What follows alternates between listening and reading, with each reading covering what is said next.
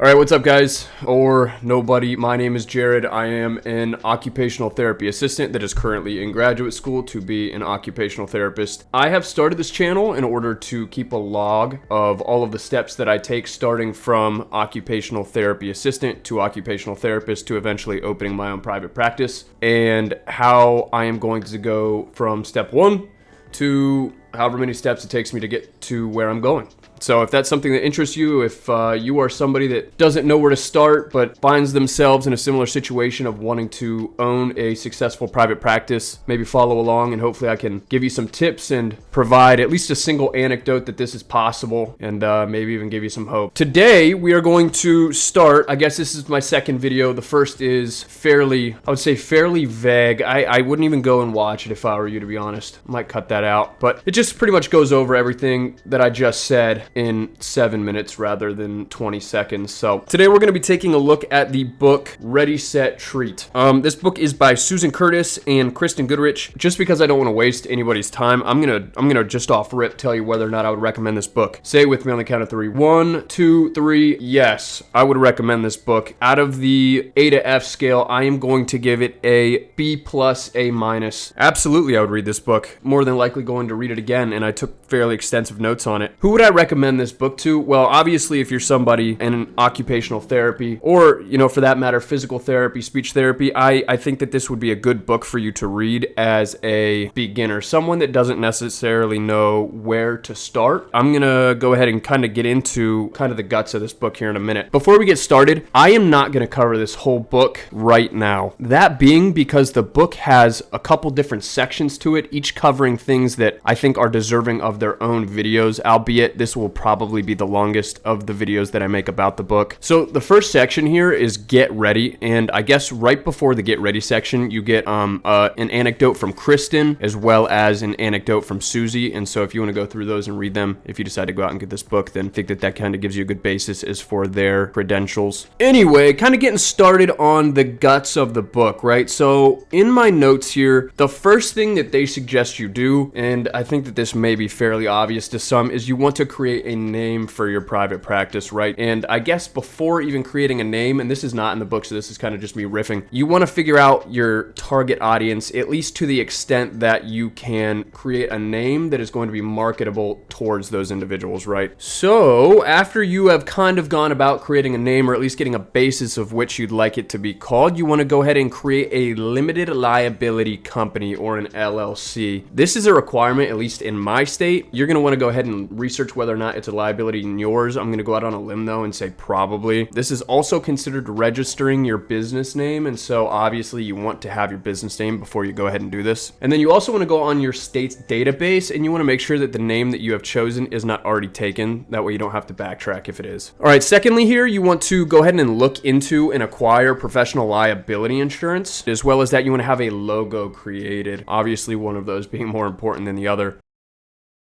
As far as the logo goes, you know, some suggestions that I would make that were not in the book is that I would include things that are obviously relatable to the individuals that you're trying to reach out to. Things that are not overly complex. You know, you don't want somebody to be looking at your sign and not exactly knowing what they're seeing. Moving right along, the mode of delivery. So this is, where will this practice take place? You know, will it be home health? Will it be a community-based service delivery model? Another thing that this chapter touches on is you want to have the lowest overhead possible. So you want to be spending as least amount of money as you can initially, so that you can have the best chance of not sinking your business. A couple options that you might have here: you might rent a space. Like I already mentioned, you might do home health, at least at first. You could do telehealth. Ew. Shout out to all my telehealth therapists, but that's certainly not for me. Absolutely not. Some considerations. So when renting, you want to consider cutting down on rent by sharing the space with other professionals. This includes psychologists, audiologists, pediatricians, etc. So if you can find a way to share this space, you know, given that you have enough space to share a space, right? I said space a lot right there. You're going to want to do this because, like I said before, the overhead that you have when you initially start can have a direct correlation to whether or not you're going to stay afloat or whether or not you're going to sink. Decorating. They even talk about decorating. Continue to keep overhead low through cheap purchases. They give some examples of where you might find things to decorate. So Home Goods, Facebook Marketplace, online yard sale, just various other websites, right? So do some looking instead of just buying the most expensive things that you can initially so that you don't sink. You don't want to sink your business. Marketing. You want to have pictures professionally done to highlight the practice space. So obviously you want to put your best foot forward. You want to show off what you've got, right? And if it's not much at the beginning, that's okay. Spend the money, not too much money, but spend the money to have nice pictures taken so that you can represent yourself well. Moving right along, apply for an employee identification number, an EIN. This will be used in place of my tax identification number. I as in you.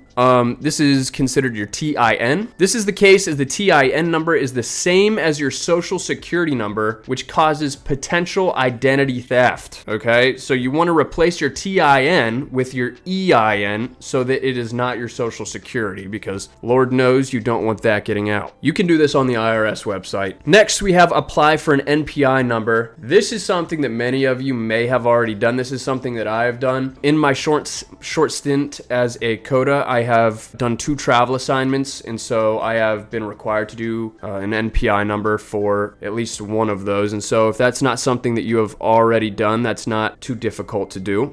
Your business LLE will need a separate one in order to operate. This is also known as an NPI-2 or a group NPI. You can do this by applying at the National Plan and Provider, big word, enumeration system, NPPES website. You will likely be asked for the taxonomy code when applying for an NPI, and a taxonomy code may be attained at the National Uniform Claim Committee's website. A lot of information there. A lot of things that I don't necessarily understand yet, things that I will probably touch further on when the time comes for me to be doing more of these things, I would say. At this time, I don't have an NPI-2 or a group NPI. When I do, I will garner a deeper understanding of them, probably make a video about it. Next, professional liability insurance. So this can be attained via your state's professional organization or maybe purchased through a private insurer, whatever works best for you. Contracting other independent professionals or your state and national professional organizations will help you to locate a proper insurer. This is going to cost you about $150 to $300 yearly. That is an estimate based on the book. And let's take a look at when this book was written so that we can get a better idea as for inflation. Is it going to be more or less? 2023. Okay, so this is probably fairly accurate. So the next section that I'm going to talk about here only applies to brick and mortar. Okay, so insurance when brick and mortar. Ask the insurance agency about including general liability as well as professional liability. If someone were to get hurt on the premises, but it is unrelated to the treatment, this would be applicable. This is required by most lenders of a rented space, and it's going to run you $100 to $200 a year. Communication, the big C. What? Bro, what are you talking about, man? A landline. This is your potentially and probably most expensive option, right? Google Voice. This is a free option. This is the option that I would vouch for more than likely. Often these options can forward business calls to your actual phone as well. Lastly, here you are very obviously going to want to create a business email through a HIPAA compliant email service, which typically costs a small fee. Most EMRs will include a client portal, which includes secure HIPAA compliant email services. Let's talk a little bit about fax. I don't know much about fax, not FACTS, FAX. Secure fax can be set up through a HIPAA compliant service online, such as SFax. That is literally the letter S, FAX. This helps you to receive paperless electronic faxes. You may also opt for paper or printed faxes via a fax machine or a multi-purpose printer. Remember to follow the double lock rule if keeping physical files. For those of you that don't know, you want to lock it up and then you want to lock it up again. Double lock. That makes sense, right? Let's chat a bit about building a website because that is a necessity in today's day and age. You want to explore independent options such as, now I'm going to give you a couple website names. Weebly, Weebly,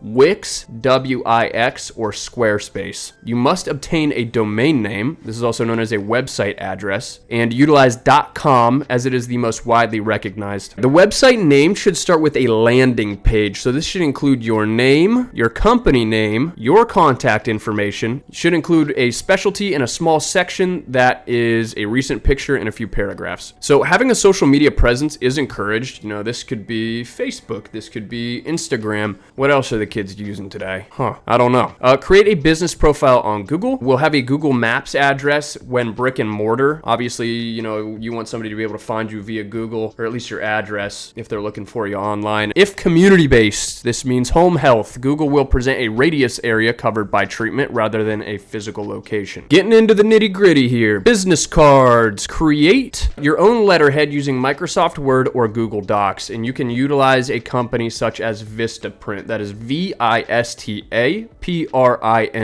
How to get paid. So you want to open a bank account using your registered business name. This will also include your business identification number. You will not receive orthodox or typical paychecks, but instead it will be taken from the business account as you see fit. So you're choosing how much you get paid and how much goes back into the business, if that was not obvious.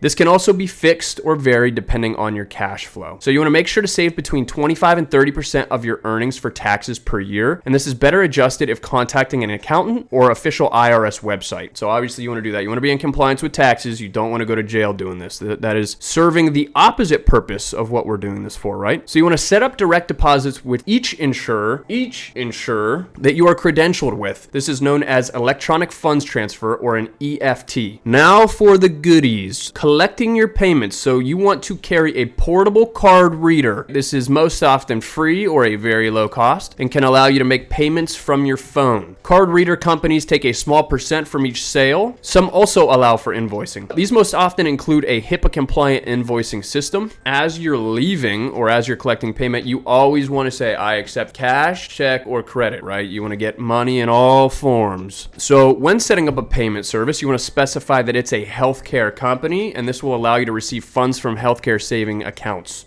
You are legally obligated to collect co-insurance, deductibles, and co-payments. These are per your insurance contracts.